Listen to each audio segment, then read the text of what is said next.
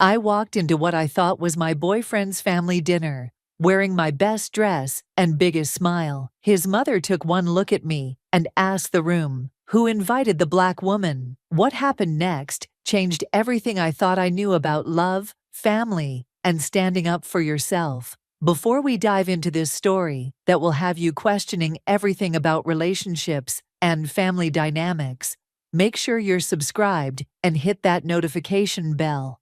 Trust me, you won't want to miss how this unfolds. And stick around until the end, because what his mother whispered will leave you speechless. My name is Destiny, and 8 months ago, I thought I'd found my forever person. His name was Jake, and everything about our relationship felt like a fairy tale. We met at this little coffee shop downtown, where I was reading a book about marketing strategies. I work in digital marketing myself. He slid into the seat across from me and said, "That's a great book. Mind if I share some real-world insights?" Most women would have rolled their eyes, but something about his genuine smile made me close the book and listen. Jake was 28, tall, with these warm brown eyes that seemed to see right through me. He had this way of making me feel like I was the most interesting person in the room. Our first date turned into a 6-hour conversation that ended with us watching the sunrise from his car in an empty parking lot. I remember thinking, this is it. This is what all those romance novels were talking about. For 8 months, we were inseparable. He'd bring me coffee every morning before work, and we'd text throughout the day like teenagers. Our weekends were perfect. Hiking trails, trying new restaurants, binge-watching shows on my couch. But looking back now, I realize all of our time was spent at my apartment or in places where we wouldn't run into anyone he knew. At the time, I thought it was romantic. He preferred intimate settings, just the two of us against the world. The red flags were there, but love has a way of painting everything in beautiful colors. He had very few photos of us together on his social media. When I asked about meeting his friends or family, he'd get this distant look and say, "Soon. I just want to keep you to myself a little longer." It sounds sweet when you're in love, doesn't it? But now I know better. Then came the invitation that would change everything. Jake had been acting nervous for days, running his hands through his hair the way he did when he was anxious. Finally, one evening while we were making dinner in my kitchen, he turned to me and said, "My mom wants to meet you. She's having a family dinner this Saturday." My heart practically exploded with joy. After 8 months of wondering if I was important enough to meet his family, this felt like the next step toward forever. But Jake's excitement didn't match mine. His shoulders were tense, and he kept giving me these strange instructions. "Just be yourself, but maybe tone it down a little," he said. "Don't mention your job right away. Let them get to know you first." When I asked what he meant, he brushed it off. "They're just traditional people. Conservative. You'll understand when you meet them." Saturday couldn't come fast enough. I spent the entire morning getting ready, trying on dress after dress until I found the perfect one. A navy blue wrap dress that was elegant but not too flashy, paired with pearl earrings my grandmother had given me. I wanted to make the best possible impression on the people who raised the man I loved. The drive to his family's house should have been my first real clue. We went from my diverse neighborhood to streets lined with massive houses that screamed old money. Jake's hands were sweating on the steering wheel, and he kept clearing his throat like he wanted to say something but couldn't find the words. When we pulled into the circular driveway of a colonial mansion with perfectly manicured gardens, my stomach dropped. This wasn't just wealthy. This was generational wealth. The kind that comes with expectations and traditions I knew nothing about. "Ready?" Jake asked, but his voice cracked on the single word. I squeezed his hand and smiled, trying to calm both of us down. "I've got this," I told him, though my own heart was racing. "They're going to love me because you love me." He squeezed back, but I noticed he couldn't quite meet my eyes. The front door opened before we could even knock. Jake's father stood there, tall, silver-haired, wearing a cardigan that probably cost more than my monthly rent. "You must be Destiny," he said. extending his hand for the world's most formal handshake. His smile was polite, but cold. The kind wealthy people perfect for charity events and business meetings. "I'm Robert Morrison. Come in, come in." The inside of the house was like stepping into a museum. Everything was cream and gold, with family portraits dating back generations lining the hallways. I felt like I was walking through someone else's life, someone whose world was so different from mine that we might as well have been from different planets. That's when I heard the clicking of heels on marble floors. She appeared at the top of the staircase, like something out of a movie. Jake's mother, Mrs. Helena Morrison. She was elegant in that effortless way that only comes with breeding and money. Her blonde hair was styled in a perfect bob. Her cream-colored dress looked like it came straight from Paris, and her jewelry was real. Everything about her was real and expensive and intimidating. She descended those stairs like she was making an entrance, which I suppose she was. Her eyes found me immediately, scanning me from head to toe with the efficiency of someone who could assess a person's worth in seconds. I straightened my shoulders and prepared to introduce myself, my hand already extending for a handshake, but she didn't take it. Instead, she stopped 3 steps from the bottom of the staircase and asked the question that would replay in my mind for years to come. "Who invited the black woman?" The entire house fell silent. I mean, complete and total silence. The kind of silence that makes your ears ring. I felt like I'd been slapped, but I was so shocked that I couldn't even process what had just happened. My brain kept trying to make sense of her words, hoping I'd misheard, hoping there was some explanation that didn't involve the blatant racism I'd just experienced. Jake's father cleared his throat awkwardly. Someone's wine glass clinked against a table. I could hear the grandfather clock ticking in the corner, measuring out the longest seconds of my life. But nobody spoke. Nobody answered her question. Nobody, including Jake, immediately came to my defense. I looked at Jake, waiting for him to say something, anything. He was standing there with his mouth slightly open, his face red with embarrassment, but not the righteous anger I expected. He looked more like a child who'd been caught doing something wrong than a man whose girlfriend had just been insulted by his mother. "Mom," he finally stammered. "This is Destiny, my girlfriend. I told you about her." His voice was weak, apologetic, like he was sorry for bringing me, rather than sorry for his mother's behavior. Mrs. Morrison finished her descent down the stairs, never taking her eyes off me. "I see," she said, those 2 words carrying the weight of 1,000 judgments. "Well, I suppose you're here now." It wasn't exactly a welcome, but it wasn't a demand that I leave either. It was something worse. Tolerance. She was tolerating my presence in her home. The rest of the family began to filter into the room, like actors taking their places on a stage. Jake's sister Emma appeared, offering me a sympathetic smile that told me she was used to her mother's behavior. There were aunts and uncles, all of them white, all of them looking at me with varying degrees of curiosity and discomfort. I felt like an exhibit at a museum, something to be observed and discussed, but not necessarily welcomed. Dinner was served in a dining room that could have seated 20 people comfortably.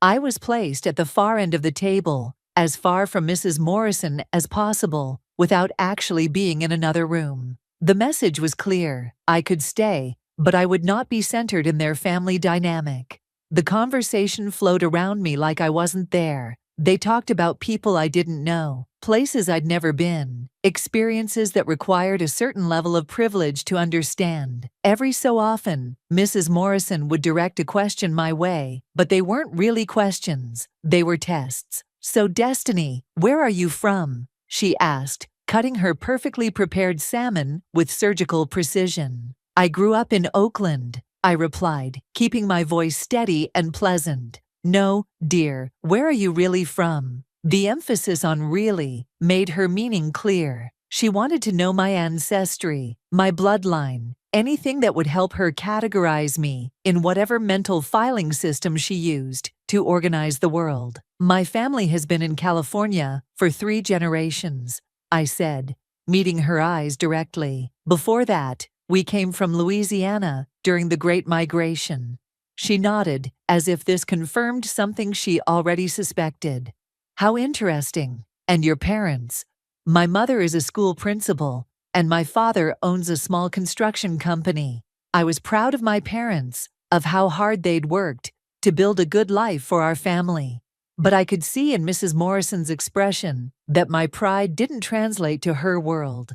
The conversation moved on to safer topics, at least for them. They talked about Jake's ex-girlfriend, Chelsea, with a warmth that had been absent from their interactions with me. Chelsea, who was apparently blonde and wonderful and had grown up 3 streets over. Chelsea, who understood their world because she'd been born into it. Chelsea, who Mrs. Morrison clearly wished was sitting in my chair. Chelsea always made the most beautiful centerpieces for our dinner parties, Mrs. Morrison said, her voice taking on a wistful quality. She had such an eye for design. Natural talent, you know. Some people are just born with good taste. I felt Jake tense beside me, but he still didn't say anything. I was beginning to understand that Jake's default response to conflict was silence, which meant I was on my own in this conversation minefield. As the evening wore on, Mrs. Morrison's comments became less subtle. She talked about certain types of people and their different values. She mentioned how important it was for families to maintain their standards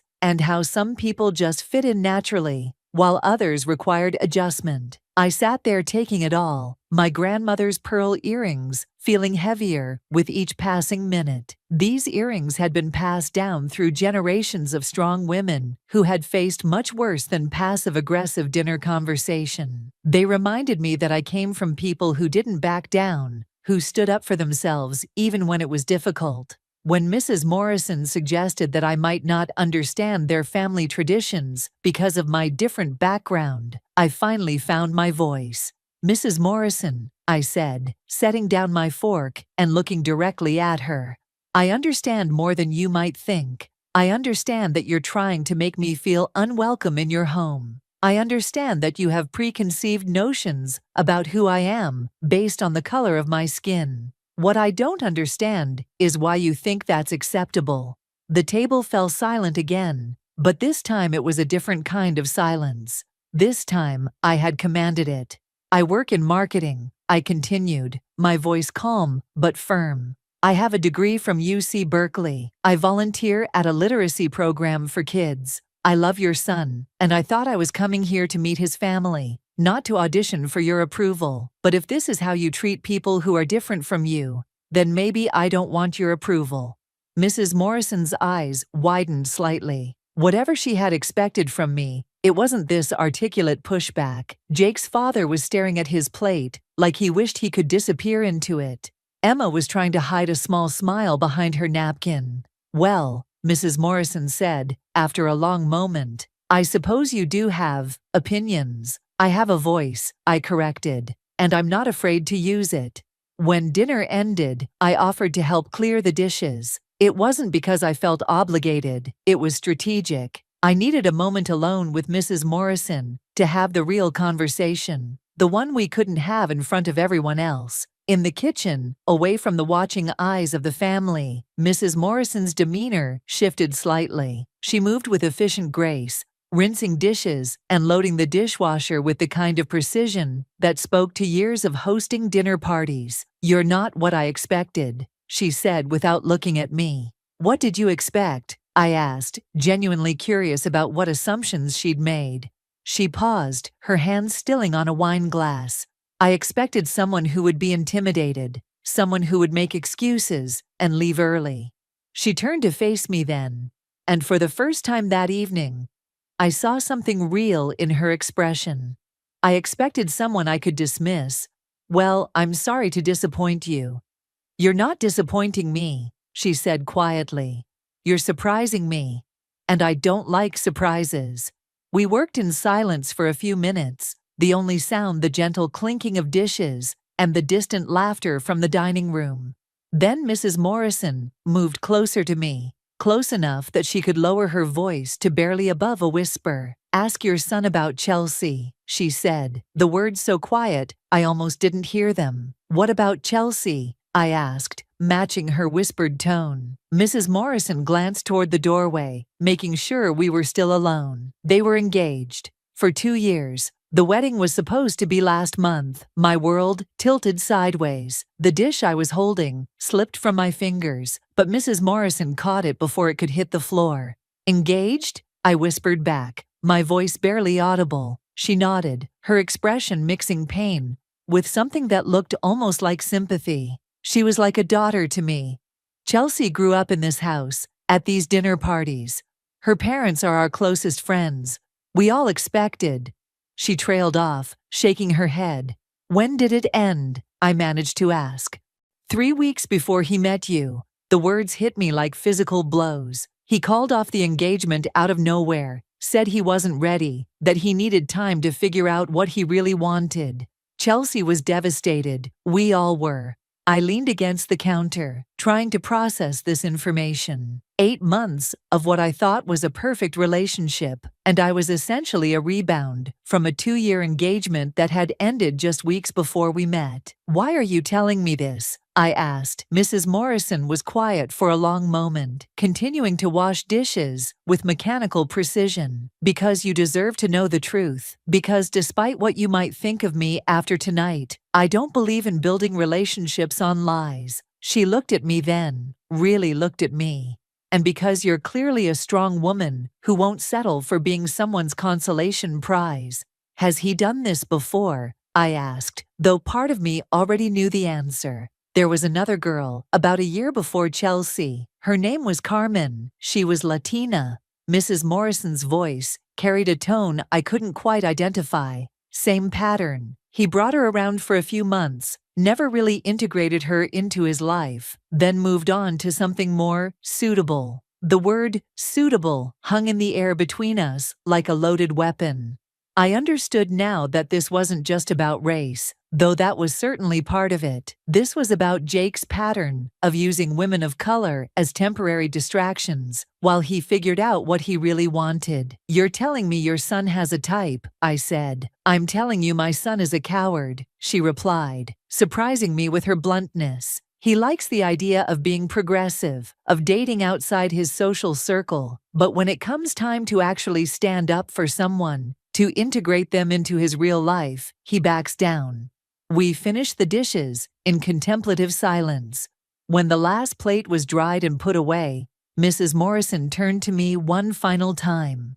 For what it's worth, she said, you're better than he deserves. You're stronger than Chelsea ever was, and definitely stronger than Carmen. You stood up to me tonight, and not many people do that.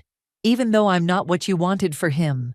She considered this question carefully. What I want for my son is someone who challenges him to be better than he is, someone who won't let him take the easy road or hide behind his privilege. She paused, studying my face.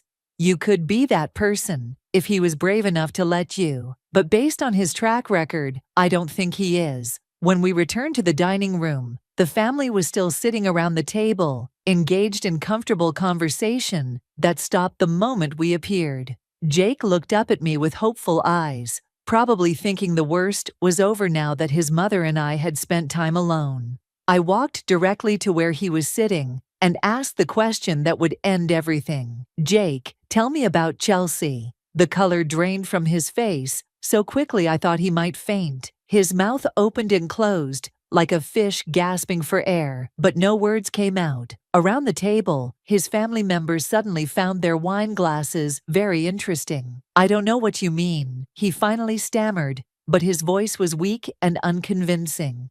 Your fiancée, Chelsea, the woman you were engaged to, until 3 weeks before we met. If the silence earlier had been uncomfortable, this silence was deafening. Jake's father cleared his throat. Emma looked like she wanted to crawl under the table. Mrs. Morrison, to her credit, sat perfectly still, watching the scene unfold with the detached interest of someone observing a play. Destiny, I can explain, Jake started, but I held up my hand to stop him. Can you explain how you forgot to mention you were engaged to someone else just weeks before we met? Can you explain why your family talks about her like she's still part of their lives, while treating me like an unwelcome stranger? Can you explain why you've spent 8 months keeping me separate from your real life? Jake looked around the table desperately, as if hoping someone would help him. But his family was offering no assistance. This was his mess to clean up. It's complicated, he said weakly. No, Jake, it's really not. I stood up, gathering my purse, with as much dignity as I could manage. It's simple. You're a coward who uses women as placeholders, while you figure out what you really want. And I'm not anyone's placeholder. As I walked toward the front door, I heard Mrs. Morrison's voice behind me. She's too good for you, Jacob. I didn't turn around.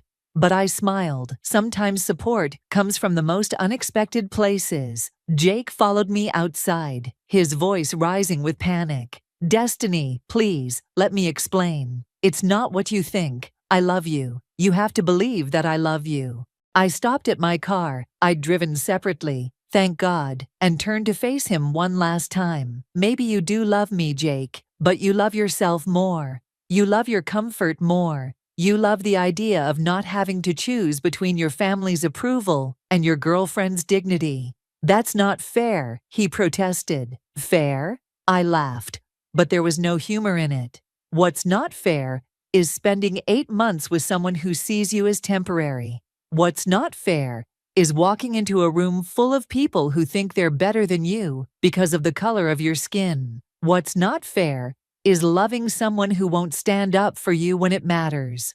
I got in my car and drove away, leaving Jake standing in his parents' circular driveway, probably trying to figure out how to explain to Chelsea's parents that their daughter's replacement had just walked out on him.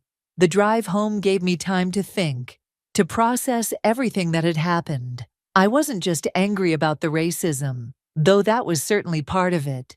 I was angry about the lies, the deception, the months of being treated like a secret while he figured out his real feelings.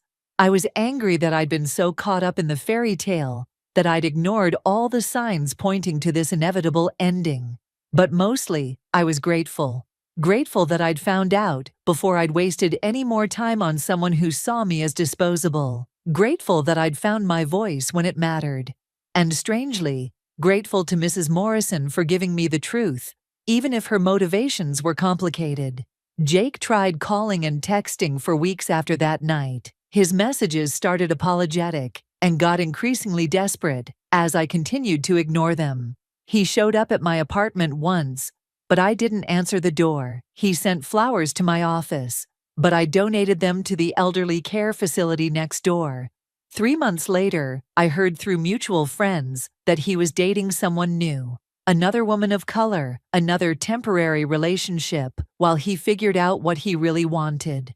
The pattern continued, just as his mother had predicted. Sometimes the person you least expect becomes your biggest ally.